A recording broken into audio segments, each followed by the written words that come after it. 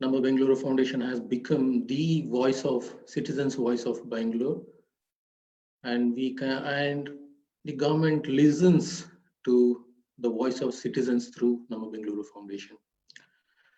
This reboot Nama Bengaluru is continuation of this citizens' voice, and this is a platform for citizens' voice to voice their opinions, share their issues with government functionaries. This constructive platform will continue even after the lockdown period. We hope you will join hands with us and strengthen this platform in many ways that you can. You can be volunteers with us. You can also donate to our causes. For example, we have been working with the vulnerable workers all over Bangalore, help reaching them with food packets, grocery kits, and many other things. So please do join hands with us in whichever way you can.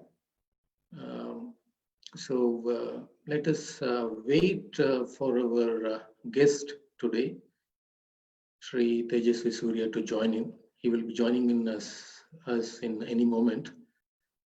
Please do stand by. Thank you. ಧನ್ಯವಾದಗಳು.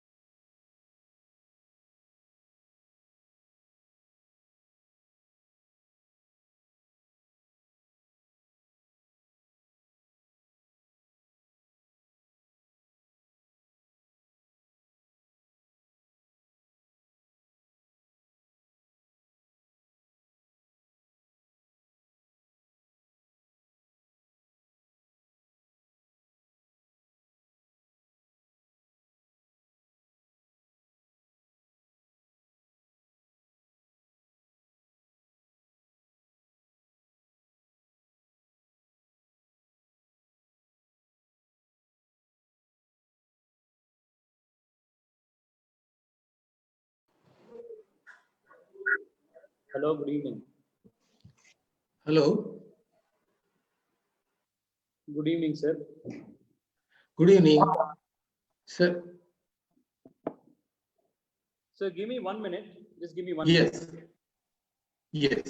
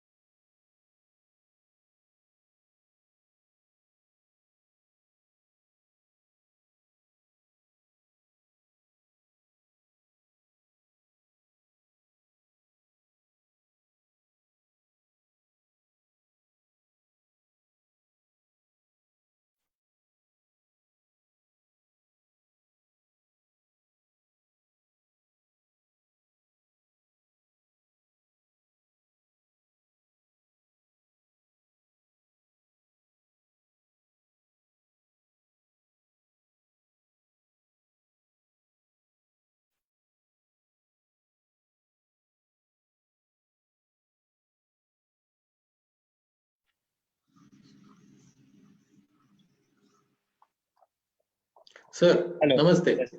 Namaste. Welcome back to you, sir. Thank you so Thank much. you for joining us. Thank you you. for joining us again. Sir, ನಾವೆಲ್ಲರೂ ನಿಮ್ಮನ್ನ ಕಾಯ್ತಾ ಇದ್ವಿ. There are lot many members here from RWAs, NGOs and citizen groups. They all have been working in this COVID lockdown period. ತಮ್ಗೆ ಗೊತ್ತಿರ್ಬೋದು ಸಾಕಷ್ಟು ಕೆಲಸ ಮಾಡ್ತಾ ಇದ್ದಾರೆ. ಅವರಿಗೆ ಸಾಕಷ್ಟು ಇಶ್ಯೂಸ್ ಇದೆ ತಮ್ಮ ಜೊತೆ ಮಾತಾಡ್ಲಿಕ್ಕೆ. ಸಾಕಷ್ಟು ಪ್ರಶ್ನೆಗಳು ಇವೆ ಮತ್ತು ಅವ್ರ ಕಡೆಯಿಂದ ಸಾಕಷ್ಟು ಸಲಹೆಗಳು ಸೊಲ್ಯೂಷನ್ಸ್ ಕೂಡ ಬರ್ತಾ ಇದೆ. ಅವರೆಲ್ಲವನ್ನ ಅವರು ಹಂಚ್ಕೋತಾರೆ. ಅದಕ್ಕಿಂತ ಮೊದಲು ತಾವು your opening remarks. I mean, we got stuck last time somewhere in the middle of your opening remarks. Could you please go through this so that share your thoughts to begin with? At the very outset, I would want to apologize to all of you. ಕಳೆದ ಬಾರಿ ತಾವೆಲ್ಲರೂ ಬಂದಿದ್ರಿ.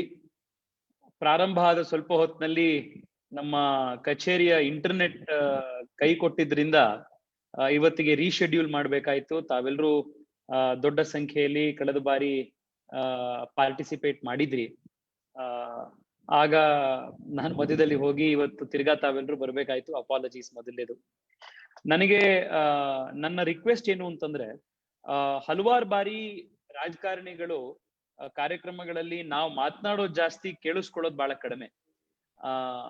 ನಮಗೆ ಜನರಿಂದ ಹೆಚ್ಚೆಚ್ಚು ಕೇಳಿಸ್ಕೊಂಡಷ್ಟುನು ಜನಕ್ಕೆ ನಾವ್ ಏನ್ ಮಾಡ್ಕೊಡ್ಬೋದು, ವ್ಯವಸ್ಥೆಯಲ್ಲಿ ಏನ್ ಬದಲಾವಣೆ ತರ್ಬೋದು, ಪರಿವರ್ತನೆ ತರ್ಬೋದು ಅನ್ನೋದನ್ನ ನಮಗೆ ಅರ್ಥ ಆಗ್ತಾ ಹೋಗುತ್ತೆ. ಆದ್ರಿಂದ I would want to make use of the 1 hour that we have with us today to learn as much as possible about what your aspirations are, what you want us to do, what you think should be the priorities for the city. So my request to the moderator is to allow most of the participants a substantial amount of time so that I get to listen to all of them. In the end, I will make a summation of my responses and also make a remark in so far as the subject for the discussion is concerned, Reboot Bengaluru is concerned. But having said that, I would just want to take 1 minute to to make a context setting.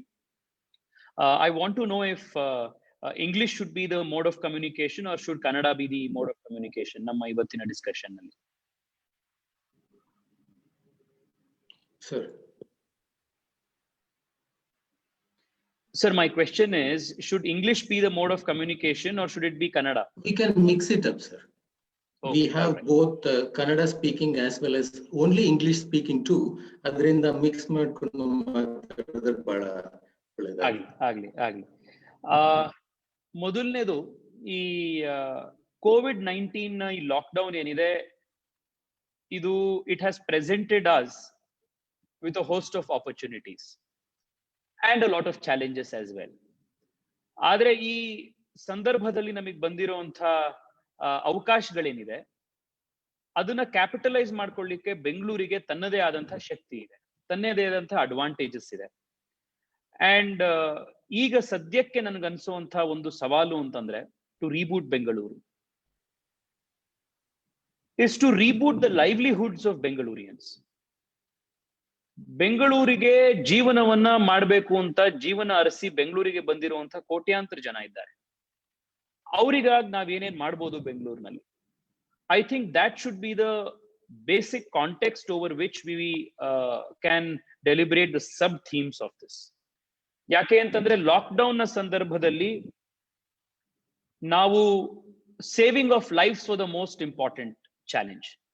ಜನನ ಮನೆಯಲ್ಲಿ ಇಳಿಸುವಂಥದ್ದು, ಮನೆಯಲ್ಲಿದ್ದಂತಹ ಜನಕ್ಕೆ ಕಷ್ಟ ಆಗಬಾರದು, ಯಾರ್ಯಾರಿಗೆ ಆರ್ಥಿಕವಾಗಿ ಹಿಂದುಳಿದಿದ್ದಾರೆ ಅಂಥವರಿಗೆ ಸಹಾಯ ಹಸ್ತ ಚಾಚುವಂಥದ್ದು, from distribution of vegetables to ration kits to ensuring home delivery of essential commodities. This a wartime effort was what we did in the last 60 days. Since the beginning of the relaxation of the lockdown, our priority is now to rebuild livelihoods and to reboot the city. So this economic revival of Bengaluru will have a lot of sub themes. ಬೆಂಗಳೂರಿನಲ್ಲಿ ಇವತ್ತು ಕೆಲಸ ಮಾಡ್ತಾ ಇರುವಂತಹ hotel ಇಂಡಸ್ಟ್ರಿಗಳು, they are facing their own challenges. Those migrants who have come and started working in the city, they are having their share of problems. MSMEs in the city has their share of issues. So in this manner, the economic revival of the city can be the big broad canvas which can be the context for our discussion. Adru kelgade ನಮ್ಮ roles ಏನಿರ್ಬೋದು as civic society leaders, as important voices of the city, ನಾವೆಲ್ಲರೂ collective ಆಗಿ ಏನ್ ಮಾಡ್ಬೋದು? These can be things on which we can all deliberate on. Therefore, without further ado, I request you, sir, to kindly throw open the floor to all the important participants. It would be a great learning experience for me to listen to all the eminent voices who are present in this panel. Adada nantara, maybe if we can have about 10 to 12 minutes in the end, my responses can be made in a summary fashion, and we can close the discussion then. Thank you. Yeah. Sir, ಇವಾಗ ಸಾಕಷ್ಟು ಜನರು ಪ್ರಶ್ನೆಗಳಿವೆ, ಹಲವಾರು ವಿಧದ ಪ್ರಶ್ನೆಗಳು ಕೂಡ ಇದೆ. Not exactly fitting to the theme that you have probably mentioned. No problem. But I was just trying to put a context to Yeah. Reboot Bengaluru. Right. Okay. Yes. Sir, floor ಅನ್ನು open ಮಾಡೋಣ, ತಮ್ಮ permission. Mr. Mohan Raj, please. Can you unmute Mohan Raj, please?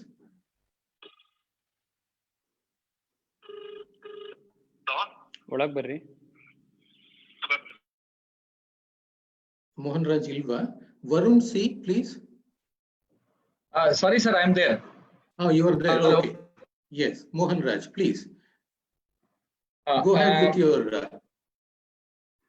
Yeah, Tejasvi Surya, sir, thank you very much for addressing us and giving us an opportunity to talk about this.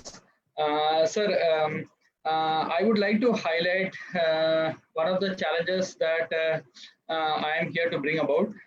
So there are around 15,000 odd children studying in one of the schools in Bangalore, and we have government recently issued a circular asking schools to charge a tuition fee only of that of last year. So what is happening is, sir, the school in question, which is Vibgyor school, they have around 15,000 students, and they have wrongfully obtained the status of a private unaided minority institution, sir. And what is happening is they claim exemption wrongfully under all the rules related to the fee in Karnataka, which is 1995, 1999, and amendments thereof, sir. And there are a lot of aggrieved parents across India who are actually very much troubled with the exorbitant fees slapped by the school, sir. At this grave hour of crisis, we have been slapped with a fee hike of around 11.5 to 11.95%, and even the school has turned deaf ears to the circulars issued by the Karnataka Education Department, sir. So we require the state to intervene and look into this and provide a resolution, sir. So this is what so I would like to highlight, sir, and your Thank you, Mohan. attention on this, sir. Thank you. Sir, would you like to respond to this? Sir, I think I will give a response and the but now that I'm already speaking, sir. This issue of schools overcharging is something that has been brought to the attention of the state government, and the state government has taken cognizance of this. The school in question here is Vibgyor. I will specifically bring this to the attention of the Honorable Minister, and we will see to it that some action is taken on this front. Having said that, on the flip side, many schools, especially private unaided schools, unlike the Vibgyor ones, the small ones, which cater to primarily the economically weak sections, they are also facing a lot of issues because they are unable to pay their staff salaries in time, their fixed costs, etc. So for the school ecosystem to run efficiently, it is important for the government to also not insist in a prohibitive manner the payment of fees. Those who can pay must pay how much ever fees is possible. Of course, following the strict guidelines of the government that only last year's fees must be paid. So in that regard, we must also educate parents on timely payment of school dues, because the school ecosystem must also survive. In the same manner, those who are making use of this opportunity to exorbitantly charge students, etc., must also be dealt with in the course of the law. I will bring this attention to this matter specifically to the attention of the Honorable Minister. Thank you. Thank you, They sir. are deviating from the rules. That's the key point, Mohan. sir. Otherwise, we are fine with that, sir. Yeah. Thank you, Mohan. Thank you.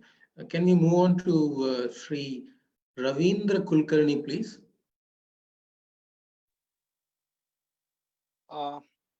Namaste, Namaskara, Tejasvi. So Karnataka government, India government, and especially your team is doing tremendous, very good work in this time of COVID pandemic. So I'm Ravindra Kulkarni from Germany. I'm also associated with the Indian Associations, Kannada community, and I'm also convener for Overseas Friends of BJP Germany. Here, like I would like to bring a notice about the movement of the travelers. Like a lot of people are stranded in Bangalore who wanted to travel to Germany because they're already working here. They come for the vacation, and also the lot of Bangalore residents who come for the travel or business visa or something, come here to Germany, are stranded here. Like recently, government has taken these repatriation flights, but it is very less compared to Bangalore. The people are more, and we need to ask for some more flights from Bangalore and to Bangalore from Germany. And also a lot of these travelers have a confusion about these quarantine issues, like a quarantine thing and all. And a lot of people have emergency, like they lost their parents, or they have health issues or some kind of thing, and they have a very small kids. So they are like not able to reach the helpline which is provided for the like general thing. So I'm requesting like Tejasvi to have a dedicated helpline for these travelers who are coming abroad and who are traveling from Bangalore to Germany, or maybe whole world. So maybe it's for a short time, because this will settle down in maybe 2 weeks or 3 weeks by end of June. So there will be a lot of things happening, and they have not have a proper information about kind of visas, and there will be some they are facing a little bit problems. So a helpline would be for these people for temporary for 2 to 3 weeks would be good. So I'm requesting that. Sir. Hello. Yeah, Unmute. that's from my side. Yeah, thank you. Hello, please. Please unmute, sir. Hello. Yes, sir. I can unmute only if you give me the option of unmuting. Yes. You're all powerful here, sir. So, sir, with respect to the question raised earlier, I want to just bring it to the attention of all those who are interested that the union government is being making all efforts to repatriate stranded Indians. And this is happening in a manner because in a phased manner because of the travel restrictions that are in enforcement all around the world. So with respect to those who are being repatriated, the government is aware that there are many Indians who are there settled in different parts of the world who need this kind of a help. However, the priority list involves people who are above 75 years, pregnant women in their late stage of pregnancy, people with comorbidities like serious terminally ill patients, or those people who have a terminally ill patients back in India, or a death of a family member or anything which they have to come back and attend to. So these are the top priorities. In addition to this, students who have gone there to study, who are left stranded, no resources at their disposal, people whose visa is being expired, all of them are being taken care of in a phased manner. I have personally, I must tell you, every single day, more than 300 requests, on an average 300 requests come to our office. Given the fact that I represent a constituency like Bangalore, which has people, from their families residing in different parts of the world, minimum 300 requests are forwarded from our office to the office of the Minister of External Affairs and the respective Indian embassies in different parts of the world. I must tell you, sir, that until now, most of these requests which are genuine, which have a very genuine, compelling reason, all of them have been repatriated in a very efficient manner. Earlier, when flights started coming, especially from the Gulf, there was only one airport in Karnataka, that was Mangalore Airport, which was being serviced. Upon our request, even Bengaluru Airport was added by the MEA. So even Bengaluru Airport is getting people directly from the Gulf. So we will again make a representation to the minister to increase the number of flights from abroad to India, and especially to Bangalore. And if there's any other requests, my office is always available, sir. That itself is the helpline number. So at any point in time, any specific request needs to be made, kindly email me or call our office number. We will immediately facilitate this. We will always be there to do this. Thank you. Thank you, sir. I request our participants to be as brief as possible so that we can have many people who can come on discussion and also share their thoughts. Can we have Akshita HM, please? Next, Akshita HM. Yeah. Yes, sir. Yes, please go ahead. Good evening, sir. I myself, being a postgraduate from dentistry, in this pandemic period, what is happening is we are asked to maintain social distancing. But us working as dentists, we are in close proximity with the people in oral, where we have to undertake procedures with restorations in the oral cavity. So that will be a little more problematic procedure. And right now we have been advised to just undertake emergency procedures. So I just wanted to ask if there are any measures taken for us to continue with our practice, and because we are also getting calls from our patients regarding the same when we are resuming with our work. So I just wanted to ask if there are any further guidelines being provided. Hello.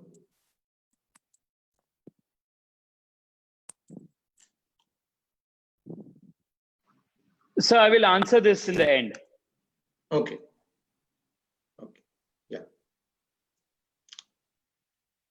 So can we have Vivek Satyamurthy, please? Namaskara, sir. Namaskara, Shri Tejasvi ji aurge. First of all, Bangalore South alli tavu tumba impressive agi you're handling the pandemic, which is really appreciable. And my question or a thought is, today hunger is a major challenge, and especially NGOs, several NGOs have come forward to help the needy and vulnerable community or migrants. Why not allow such NGOs to offer food to more vulnerable community people on a minimal payable basis, that is like being served like Indira Canteen? So inna idan expand ಮಾಡಿ ಯಾಕೆ NGOs forward ಬಂದ್ಬಿಟ್ಟು ಅವರು ಇನ್ನ food ಕೊಡಬಾರದು migrants ಗೆ ಅನ್ನೋದು my particular question. This can also increase the volume of food distribution is a major concern.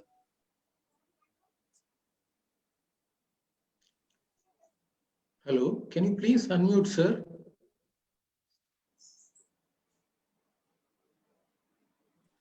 Sir, do you want me to be Can you hear us? unmuted? Yes, I heard, sir. I will answer all of them Yeah, in yeah, this yeah. thing, sir. Unless I want to intervene, I will answer all Okay, of them in the okay, end as a summation. fine. All right, sir. Yeah.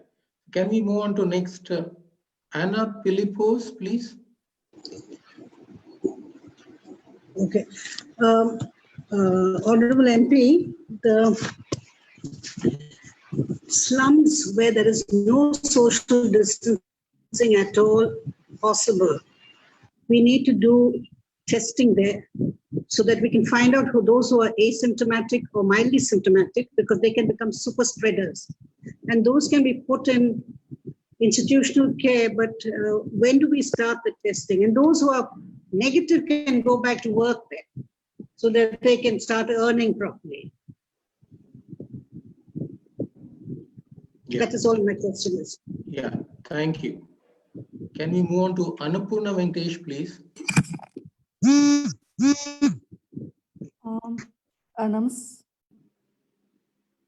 ಕೇಳ್ತಾ ಇದೆ ಹೇಳಿ ಅನ್ನಪೂರ್ಣ ಅವರೇ.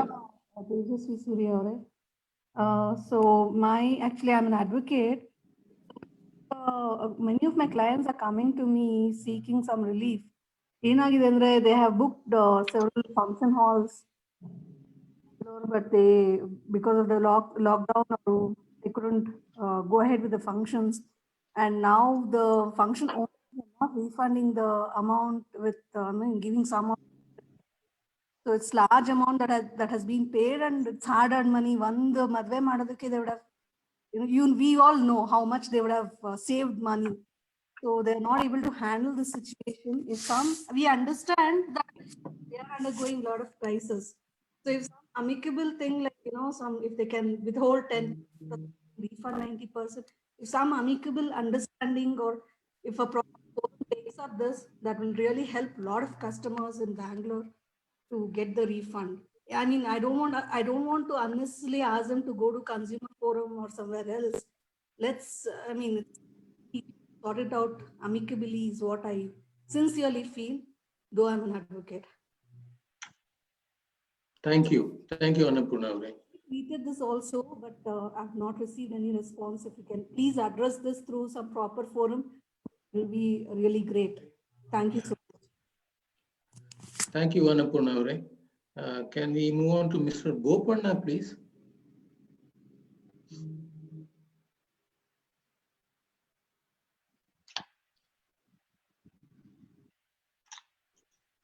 Well, I just want to bring this to everyone's notice that many times people are comparing Germany versus India. And I think this is a very unfair situation because of the size. And if you compare Germany to Karnataka, you have the results as to who has done better in containing this. And thanks to every one of you. I just want to bring two things. One is regarding the traffic situation. Now you have seen that people have started to work from home. So maybe this can be a trend of the future. And if you can promote this, not only in the private, but also in the government institutions, this will kind of decongest a lot of traffic for Bangalore. So this is one of the things. The second thing, what I hear from many of the talks is that the MSMEs are facing labor issues because migrants going back and everything. So I just want to understand that if there are so many migrants that are working, what is happening to the Karnataka workforce? Are they low in skill, and can we somehow implement a skill development program to empower the youth from Karnataka to take up these places? And the third one is, as I'm here in Germany, we have a lot of collaborations, and Germany is looking forward towards India for a very productive collaboration now, thinking about our neighbors. So in this regard, we would be promoting Karnataka to the fullest, and we request your complete cooperation in this to make a formidable collaboration between Germany and Karnataka. So thank you for your time. Thanks a lot. Thank you, Bopanna. Can we move on to Varun C, please? I believe he has come in now. Varun C.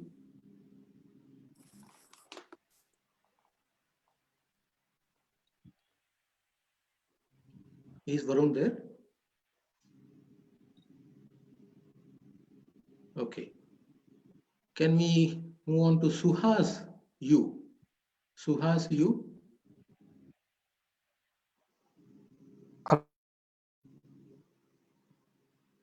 Hello, sir. unmute Suhas. Yes, sir. Can you hear me, sir? Sir. Please try as safe as possible. Thank you. Sir, can you hear me, sir? Yes, yes. Yeah. Sir, Yes, ನಮಸ್ಕಾರ sir. ನಮಸ್ಕಾರ Tejasvi sir. ನನಗೆ ಈ ಒಂದು ಮಾತಾಡೋದಕ್ಕೆ ಅವಕಾಶ ಕೊಟ್ಟಿದ್ದಕ್ಕೆ ತುಂಬಾ ಧನ್ಯವಾದಗಳು. ನಾನು ತುಂಬಾ ಹೊತ್ತಿದ್ದ ಕಾಯ್ತಿದ್ದೆ. ಮೊದಲನೇದಾಗಿ ತೇಜಸ್ವಿ ಸೂರ್ಯ ಅವ್ರಿಗೆ I am so thrilled to speak to mister Tejasvi Surya sir. I want to be so grateful to you. ಯಾಕಂದ್ರೆ 24ನೇ ತಾರೀಕು ಲಾಕ್ಡೌನ್ ಹಾಕಿದಾಗ 25ನೇ ತಾರೀಕು ನೀವು ಟಾಸ್ಕ್ ಫೋರ್ಸ್ ರೆಡಿ ಮಾಡಿ 2 ದಿನದಲ್ಲಿ ನೀವು ಒಂದು ಟ್ವಿಟರ್ ಅಲ್ಲಿ ಮೆಸೇಜ್ ಹಾಕಿದ್ರಿ. ಆ ಟಾಸ್ಕ್ ಫೋರ್ಸ್ ಅಲ್ಲಿ ಭಾಗಿಯಾಗಬೇಕು ಅಂತ ಬಹಳ ನನಗೆ ಆಸೆ ಇತ್ತು. But I could not gather my courage to join with you, Mr. Tejasvi. I'm so sorry for that. But ಇವತ್ತು ನಂಗೆ ಒಂದು ದೊಡ್ಡ ಆಪರ್ಚುನಿಟಿ ಸಿಕ್ಕಿದೆ ನಿಮ್ಮ ಹತ್ರ ಮಾತಾಡೋದಕ್ಕೆ. ಒಂದೇ ಒಂದು ವಿಷಯ ಕೇಳ್ಬೇಕು sir. The theme is that rebooting ನಮ್ಮ Bengaluru. So I want to just focus on that. ನಾವು ಲಾಕ್ಡೌನ್ ಟೈಮಲ್ಲಿ ಒಂದೇ ಒಂದು ವಿಷಯ ಕೇಳ್ಬಿಟ್ವಿ. ತುಂಬಾ very happy news that Vrishabhavathi ನದಿ ಒಂದು ಬಹಳ ಕ್ಲೀನ್ ಆಗ್ತಿದೆ ಅಂತ ನಾವು ಕೇಳ್ಪಟ್ವಿ. ಅದು ಎಷ್ಟರ ಮಟ್ಟಿಗೆ ಗೊತ್ತಿಲ್ಲ, ಬಟ್ ನಾವು ನ್ಯೂಸ್ ಅಲ್ಲಿ ನೋಡಿದ್ವಿ. ಸೊ ನಿಮ್ಮ ಅನಿಸಿಕೆ ಏನ್ ಸರ್ ಇನ್ನು ಮುಂದಕ್ಕೆ? ಈಗ ಪೋಸ್ಟ್ ಲಾಕ್ಡೌನ್ ಅಲ್ಲಿ ನಮ್ಮ ವೃಷಭಾವತಿ ನದಿನ ಹೀಗೆ ಕ್ಲೀನ್ ಆಗಿ ಇಟ್ಕೊಳ್ಳೋದಕ್ಕೆ ಹೇಗೆ ಸಾಧ್ಯ ಆಗುತ್ತೆ? ಅದನ್ನ ಪ್ರೊಸೀಜರ್ ಏನ್ ಮಾಡ್ಬೋದು? ನನ್ನ ಒಂದು ಸಜೆಷನ್ ಏನಂದ್ರೆ ಸರ್, ನಮ್ಮ ಮುಂದಕ್ಕೆ ಬರೋ ಇಂಡಸ್ಟ್ರಿಗಳು ಯಾವುದೇ ಇಂಡಸ್ಟ್ರಿ ಬಂದ್ರು ಅದನ್ನ ಬೆಂಗಳೂರಿಂದ ಬೇರೆ ಟೈರ್ 2 ಸಿಟೀಸ್ ಗಳಿಗೆ, ಮೈಸೂರು ಇರ್ಬೋದು, ಬೆಳಗಾವಿ ಇರ್ಬೋದು, ಅಥವಾ ಮಂಗಳೂರು ಇರ್ಬೋದು, ಬೇರೆ ಕಡೆಗೆ ಹರಡಿಸಿದ್ರೆ ಇಂಡಸ್ಟ್ರಿಗಳನ್ನ. ಹಾಗಾಗಿ ನಮ್ಮ ಬೆಂಗಳೂರನ್ನ ಡಿಕಂಜೆಸ್ಟ್ ಮಾಡಿ ಟೈರ್ 2 ಸಿಟೀಸ್ ಗಳನ್ನ ಬೆಳೆಸಬಹುದಾ? ಇದು ನನ್ನ ಒಂದು ಒಪಿನಿಯನ್ ಸರ್. ಕೊನೆಯದಾಗಿ ನಾನು I just pray that God give you all the strength. Because ಎಲ್ರು ಕೇಳ್ತಾರೆ ನೀವೇ ಹೇಗಿದ್ದೀರಾ ಅಂತ. ಆದ್ರೆ ಯಾರು MP ಗಳನ್ನ ಅಥವಾ ಯಾರು ಪವರ್ ಇದ್ದಾರೆ ಅವ್ರನ್ನ ಯಾರು ಕೇಳೋದಿಲ್ಲ. I just pray that God will give you all the strength to bear all this, all the questions raised, all the queries raised, and all the tensions that arise out of this COVID. And I just pray God that you do well in your whole life, sir. I just pray for God, sir. Thank you so much, sir. Thank you. I will definitely come and meet you, sir, because I'm so much inspired by you. Thank you, sir. Thank you so much. Harish sir, can I respond for these 5 questions now? We will go to the next set again. Yes. Wonderful. Yes.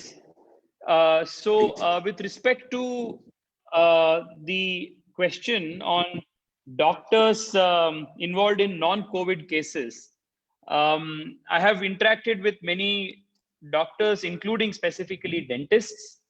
The standard operating protocol that has been devised and advised by both the Union Ministry of Health and the state governments here is all exhaustive in nature.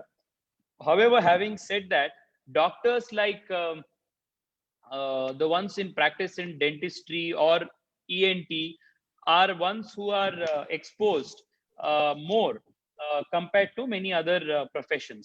So the doctors are advised to take as much precautions as possible. Some doctors that I am aware of are in fact advising their patients to get a COVID testing done privately in an ICMR recognized lab before a very important dental or an ENT procedure is conducted. This can be one of the measures that can be adopted by private clinics or doctors like yourself, madam. So I request you to kindly take all precautions necessary, and also at the same time take care of the interests of your patients. Both are of critical importance. Insofar as the function halls reimbursement is concerned, there was a meeting with the BBMP commissioner a few days ago, and many people whose weddings have been cancelled, programs have been cancelled, have approached our office. We have already brought this matter to the attention of the BBMP commissioner and the mayor. What I will do is, immediately after the conclusion of this call, I will speak to the honorable mayor again, and I will ask him to kindly issue a circular tomorrow or latest by the next couple of days to all these institutes, all these function halls and other establishments, to not charge any money and immediately refund the people on whose functions have been now cancelled. All across the business world, the pandemic is considered as a force majeure, and therefore all business contracts are being approached and terminated because of this force majeure clause. The same Contract Act obligations apply even in this manner, even in this scenario. Therefore, the function halls are bound to refund the amounts that have been taken or collected, at least a more than substantial portion of it. So the BBMP, I will ensure, will bring in a circular in this direction. And with respect to the question of Karnataka youths, the skill shortage or a skill gap that is existing in Karnataka, why people from other countries, I mean, other states have to come and work here? Can't there be a skill development initiative here? We must understand that compared to many states of the north, Karnataka is extremely prosperous and well established, has a very large ecosystem of industries, trade bodies, different business shops and establishments. So it's the migration in Karnataka is happening in such a way that people out of Karnataka are generally moving for better jobs because they are not finding such jobs in Bangalore or Karnataka, and are therefore going to, say, Bombay, or some are going, most of going outside of the country. While the ones who are coming from outside of Karnataka are coming here to do those jobs which the Kannada people, the native people, do not want to do. So this is a peculiar situation in Karnataka, which is different from this situation, say, in different states of the north.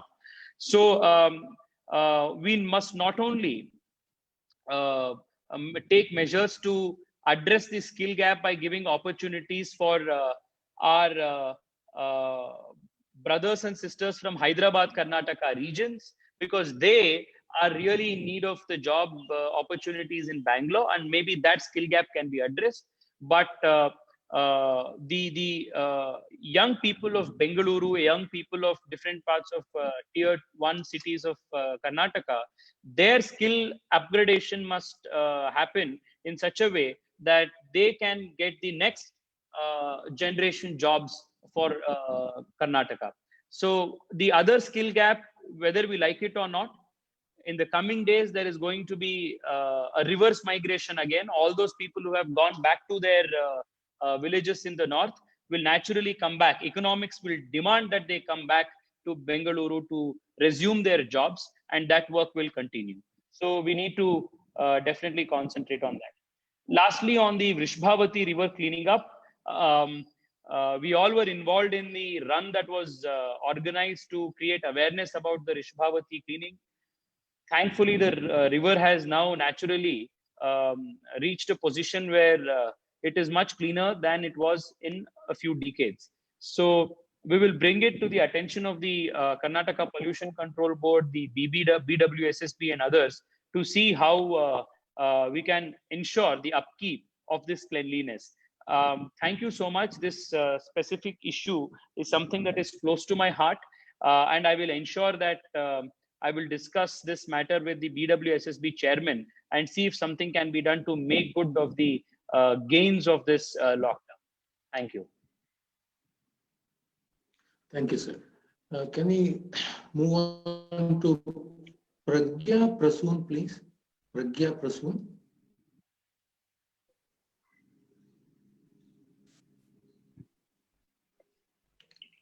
Good evening, Honorable MP.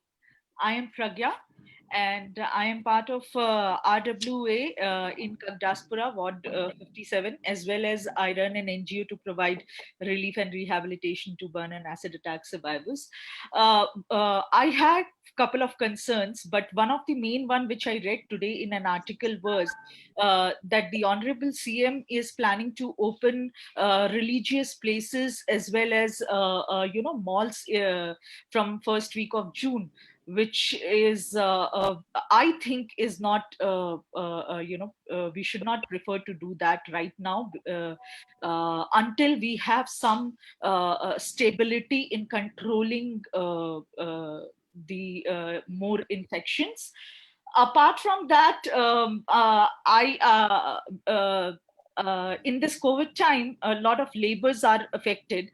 And they are not able to go back to their places. So a lot of trains have been started. You are agreeing to start more of flights for different cities, but for the middle class and underprivileged one, they need we have been working with the laborers as well, migrant laborers who have not been getting the food which is provided by these state government in the past 2 months, because they are staying in very remote areas where the volunteers are not able to reach. One thing, they have been not getting the food and milk and everything what is provided to the underprivileged people, though I know a lot of people who have been receiving these foods and milk. But these migrant laborers now want to go back, and they have been stuck from past 2 months. They don't have job, they don't have any kind of employment, and they want to go back, but they don't have any kind of, they are from UP, Bihar, MP, Chhattisgarh, all these places, and they don't have any train to go back. So I would request to start more of trains, and since we don't have many trains for Bihar, I guess, on long run, we only have 2 or 3 trains to Bihar and Jharkhand. Pragya, our request, please try to be as brief as possible. There are many others waiting in the queue.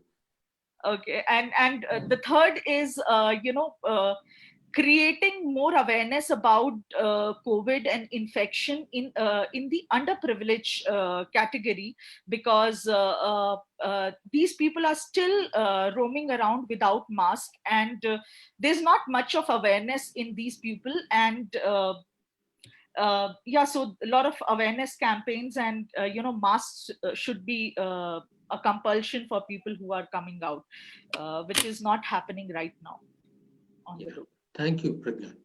VCM, name is Varun. He is here as VCM. Please unmute. Hi. Hello. Yes, we can hear you. Yeah. Thanks for giving me an opportunity. I recently met Tejasvi Surya 2 days ago in Coimbatore Ranga Mandira while we are doing a police camp. And my question is, because recently the migrants have gone back. So when these people come back, we can use our Pradhan Mantri Skill Development Program and get all these people skilled, so that the industry will accept these skilled people to the market. Because earlier there were like a lot of unskilled people who used to blindly come from the different place and do the work. So one, if we can use that scheme and give a lot of skill development program, that will be really helpful for the laborers.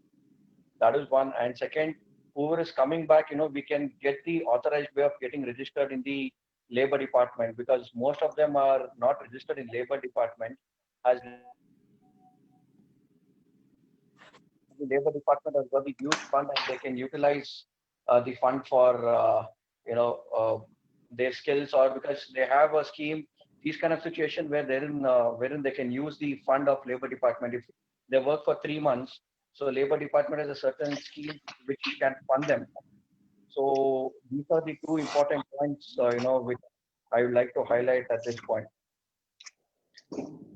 Yeah. Thank you, Varun. Can we move on to Vijay Sri, please? Vijay Sri.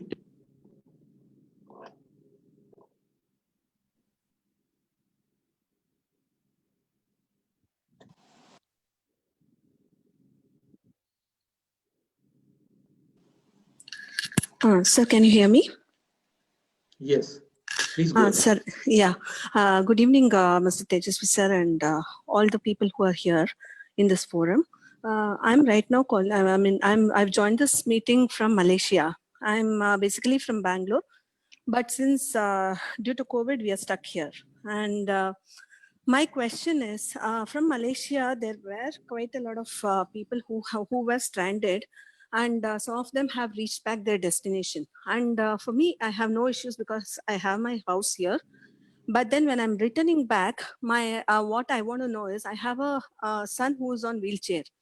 My son is a wheelchair person, and then he would probably, if at all we come back, we would like to know whether there's going to be an institutional quarantine for such people. If there is going to be an institutional quarantine, then handling him. Where are you coming back from, ma'am? I'm coming back on July 24th, sir. Because the thing is, like, the tickets were. No. Where are you coming from? I'm going to come from Malaysia. Okay. To Bangalore. To Bangalore. You will be back in July 24th. Yeah, I'm because June the flights are not available, right? Right now they're not flying. So at all. let me answer this. So this the SOPs and guidelines insofar as these quarantine and other measures are concerned are being reviewed constantly.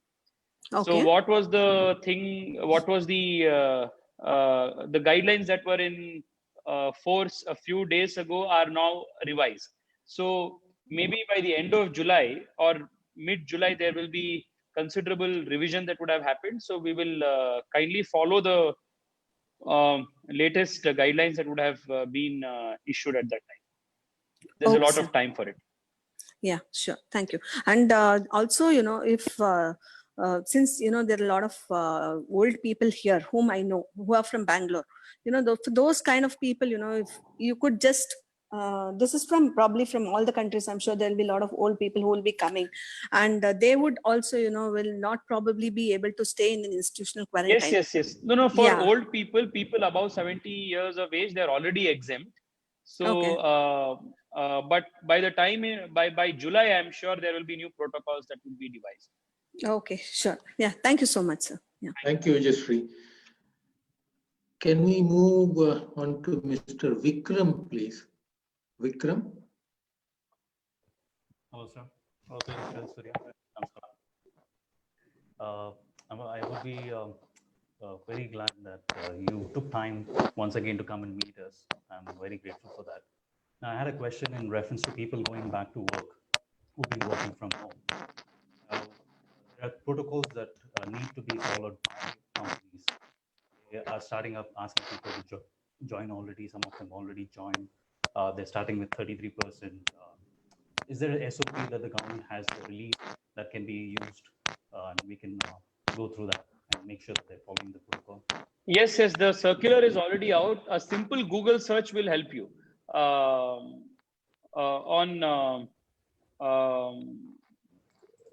the Union Health Ministry and Union Home Ministry guidelines on workplace management, a special SOP is already available. It is just a Google search away. You will find it. It's a very detailed advisory. Thank you. Thank you. Thank you, Vikram. Let's move on to Ram Prakash. Could you please unmute Ram Prakash? Hi, Tejasvi. I hope I'm audible. Hi. So, just wanted to bring maybe a slight idea to encourage the businesses to ensure that the businesses are sort of rated when it comes to COVID preparedness, like a restaurant or a shop, wherein if it has sanitizers and sort of a methodology or a social distancing in place, you rate the shop based on the facilities, so that the people visiting the shops as well as we would know what condition the shops are in, and that will also encourage the shops to be up to speed when it comes to COVID. Number one, and now, like a level 1 to level 5 level. Second is sort of a Naukri or a job portal site for the migrant laborers, and facility to do an online interview, so that you really don't need to be there. And secondly, to probably have the interviews done in booth setup rather than in sort of a one place you go there and do a big bang interview. That's it. Yeah. Thank you. Sir, the government has very clear guidelines on what workplaces must, the measures the workplaces must take care, public places must take care, hotels must take care. So there is no question of grading them from 1 to 5. It is mandatory for all of them to follow all those SOPs and advisories. anyone seen falling short of fulfilling those requirements and the guidelines, they will not be permitted to open, because this is not say, using an app where the harm of a bad app or not being up to date, can be dealt with in a different manner. Here, even if there is a slight deviation, it is a big public health hazard. Therefore, this whole, I personally feel, though privately it can be done of 1 to 5 of ensuring who follows how and which is more COVID compliant. Insofar as the government is concerned, all government advisories, all rules and regulations are meant to be followed in letter and spirit completely. Therefore, no relaxation can be afforded. So all those establishments which do not follow that will not be permitted to operate. Next, sir. Yeah, thank you, sir. Ketaki, please. Can you please unmute Ketaki?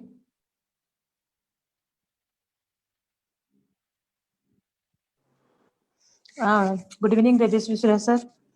I was fortunate to get opportunity to work MP task force for JP Nagar and Puttanhalli, and during Thank that you, period, I came to really some difficult queries from senior citizens, and my personal concern about that particular group is, or that particular class of society is, that always remains ignored section for whatever reason, within the house and outside as well, and they are the most vulnerable during this period.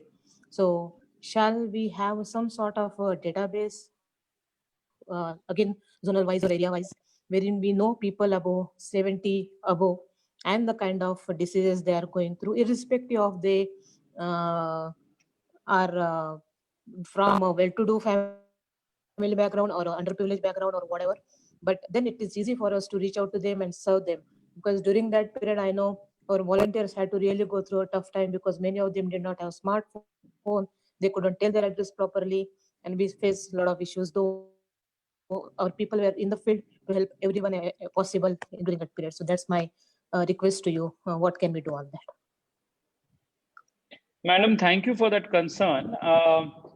In respect to Bengaluru South police limits is concerned, we are starting this initiative under the leadership of the DCP called Namma Hiriyaru.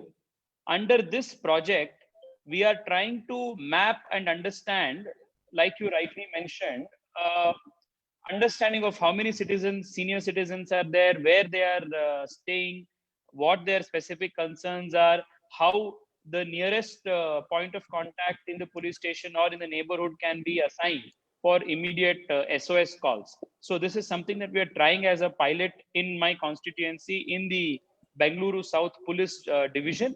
Once that is successful, like how we did with the home delivery of essential commodities, which was scaled up from Bengaluru South to all of the city, we will do that in the coming days. Definitely. Thank you. Thank you. Sir, can we take a couple of more questions and then probably, yeah? Can we unmute Bhavin Pandya, please?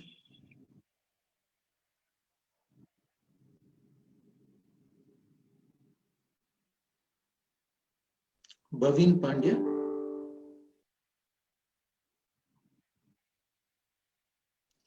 Okay. Shivendra Chandelia.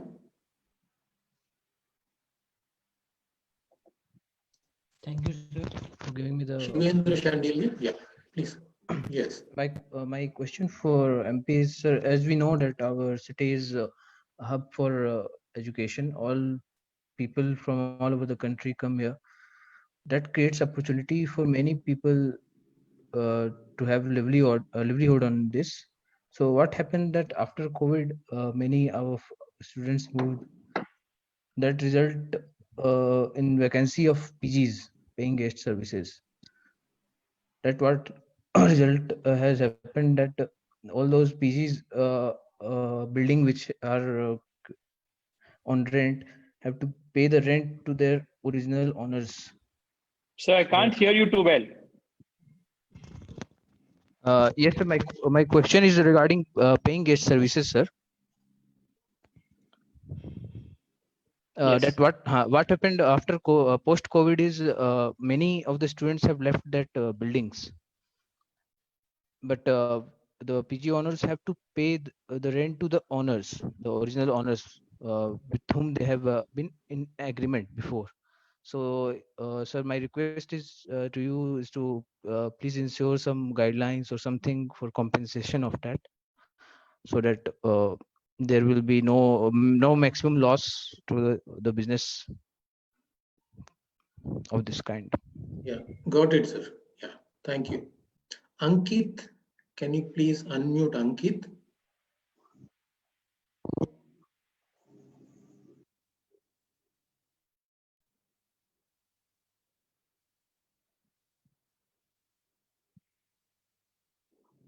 Okay, can we go to Vijayan, please? Vijayan.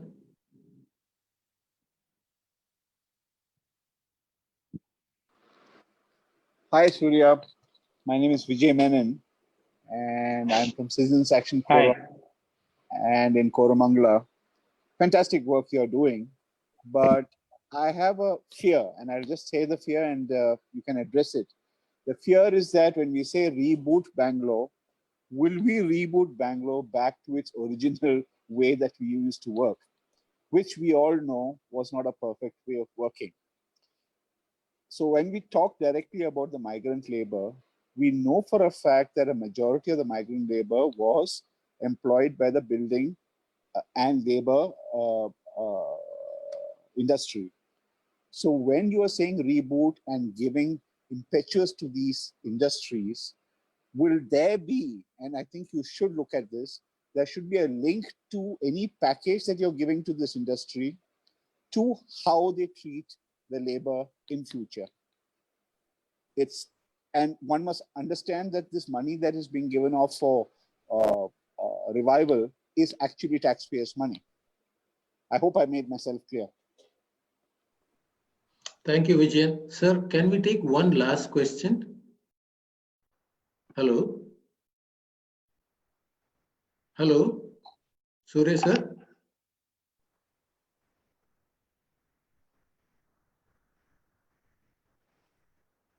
Hello?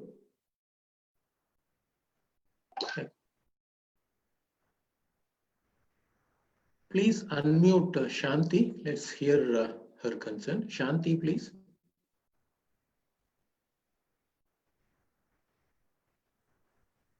Hello, can you hear me? Yes, please go ahead. Thank you.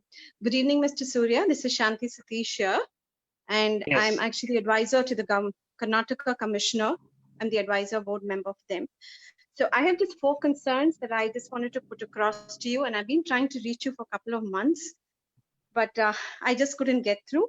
So the first thing is when I'm talking about inclusive education, but considering that this is a right period for actually to do a lot of reflection on the education system. And I personally have been working a lot towards trying to, implement few of the existing things that are already there. There are some existing alternative subjects for these children, but in Karnataka, they have one of the best options, but they are not being implemented. So I request your support, probably offline as well, probably after this conversation. And we have one of the best NSQF subjects that have been offered, but that has only been offered to 150 schools across Karnataka. And I wanted it to be taken across to the private, unaided and aided schools. The only reason is because there are a lot of children who can actually get into these occasional trainings and then help them to choose a better career. So that is also there, but only thing is I need support in terms of implementation. The second Sure, thing madam. Madam, this you kindly get in touch with our office offline. My email ID is contact@tejasvisurya.in. Kindly email. I will, and please mention that we had discussed this over this call, and our office or I myself will respond to you immediately. Okay, so there's one last question that I wanted to tell you was that in terms where people are talking about the national skill development thing, that is, because of the skill gap that we have. But when you see wherein the other states are doing so well, as you rightly mentioned previously, that we do need to have to skill up in the different areas compared to the, when you distribute it as semi-skilled and unskilled and so, skilled laborers. But we have done all those things district level. Everything is there in the NSQF portal. But only Yes, so thing is, madam, again, kindly also my request is for you with Captain Kaustav Nath, who is the regional in charge for NSDC in Karnataka. I will also put in a word to him. Kindly go and meet with him and make show your proposal, and he will be the competent authority to take this forward. Okay, Captain so Kaustav Nath, regional director, NSDC. You can talk to him with my reference. I would have dropped him a message. Okay, it's Captain Kaustav Nath, right? Yes. Okay, so can you please repeat your mail ID, sir, please? contact@tejasvisurya.in. Just Google it, madam. It is available on my Twitter, Okay, Facebook, done. I will do everywhere. that. I'll do that. Thank you so much. Sir, Sir. One last question. Is that all right? Yes, sir. Yes. Yeah. Anjani Kumar. I have a TV discussion at 8:05. So let's. Yes. Yeah. Anjani Kumar Pandey. Last question, please.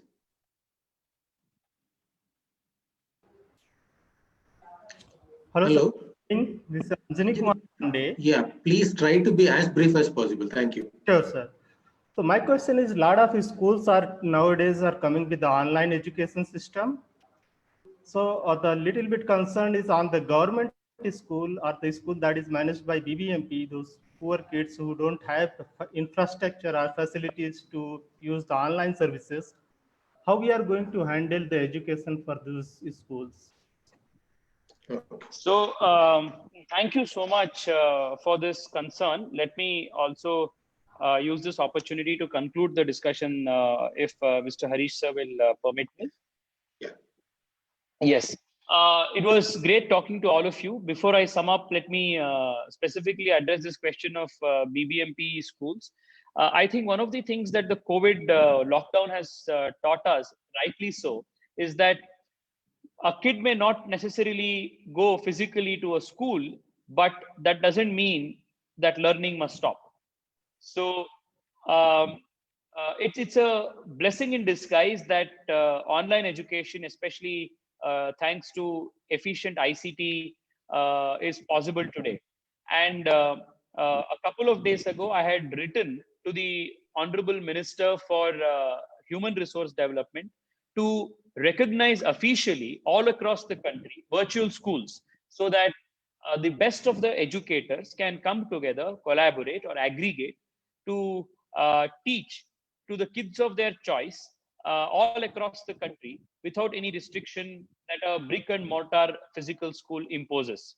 And in the coming days, if this model is allowed, more and more young people, more and more educationists in the true sense of the term can join, can make efforts to start virtual schools and cater education to the remotest corners of the country using ICT. Insofar as BBMP is concerned, the BBMP schools and Karnataka government schools, there is efforts being made across the state by the department to facilitate online education and online learning.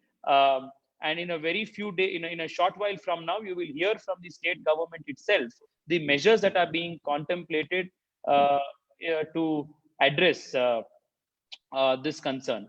From my office, last year we had started this initiative called the BEST, Bangalore South Education and Social Transformation, to increase the outcomes of the SSLC students. Every evening on my Facebook page and through a dedicated Zoom portal, which has about 1,000 students participating capacity, every evening from the last 15 days, from 5:30 in the evening to 7 o'clock, for 1.5 hours, the best of the teachers who are on the textbook drafting committee teach these the 10th standard students. So in case you know any of these 10th standard students, kindly ask them to watch or join this online classes on my Facebook page every evening. I want to only summarize as briefly as possible.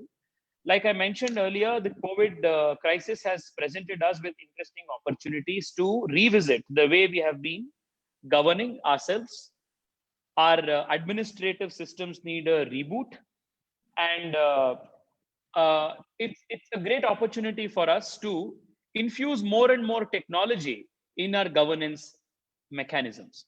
The fact that the Prime Minister was able to disburse money or monetary support of 2,000 rupees to more than 50 crore bank accounts across the country in a most seamless fashion was because of the DBT. In the same manner, the migrant crisis could have been handled better if previous governments had thought about implementing the One Nation, One Ration card, which thanks to Prime Minister is now going to be a reality in August. So it will not matter which part of the country you are in, you can walk to the nearest PDA shop and get your share of ration. So all of these is possible because of technology. In the same manner, it is, I must candidly admit that most governments, including Karnataka Labour Department and including the BBMP, did not have universal data regarding migrant laborers. Where are they from? How many of them are in number? What are their skill sets? Where are they working? Which part of the country they have to go back? Because of the lack of this very crucial data, policy decisions could not be made to ensure supply of essentials to them, avoid duplication, help them in the most difficult of times. However, the government has learned that data, especially big data, is very important for public good, especially in times of emergencies like this. So in the coming days, the government will do all possible in its capacity to collect more reliable data on all all walks of life, all kinds of services, so that policy making can be scientific, strategic, and based on data. So this is something that is a learning out of this pandemic. I also want to request all of you that pandemic, a challenge during this pandemic. Now the challenge is for us to continue this forward, these lessons that we have learned. And if there is, God forbid, a second wave of the pandemic, can Bengaluru show the way forward for rest of the country and rest of the world? What were the good things that we did? What were our shortcomings, and how can we do better? Collectively, as citizens, governments, all of us owe it to ourselves and to the systems .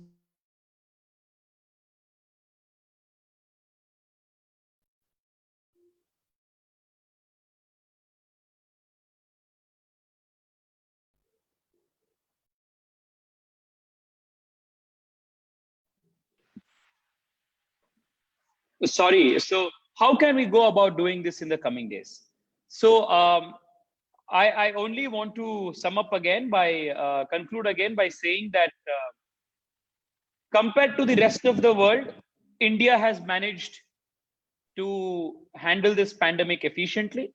Compared to other states, our state has managed it very well. Compared to other cities, Bengaluru shines as the example for efficient management of this crisis. How can we all deliberate on this? How can we do better? And how can we make our systems pandemic proof in the coming days is a big question that all of us collectively must answer. And as policymakers, as responsible citizens, push our institutions towards more efficiency, transparency, and data-backed policy decisions. So in the short run, we have a lot of work to do to address all these specific issues. On behalf of all important officials, on behalf of the government of Karnataka, on behalf of the government of India, and a very grateful citizenry, I thank all of you, the citizens of Bengaluru, for cooperating with the government, for standing by the government and following in letter and spirit most of the guidelines that have been issued by the government, and showing that collectively we can win this war over the pandemic. Thank you so much, Namma Bengaluru Foundation, for giving me this opportunity of discussing with all the wonderful and responsible citizens of the city. Thank you so much once again. Thank you, Harish sir, for being the wonderful moderator that you were. the participants here, as well as all the RWAs, NGOs, and citizen organizations here represented by their members. Can't thank you enough. We hope we will be able to connect with you once again like this to discuss and share everybody's thoughts with you so that we can take it to the government. Thank you so much on behalf of everybody once again. Thank you so much. Thank you. And thank you all, the participants as well. Thank you so much.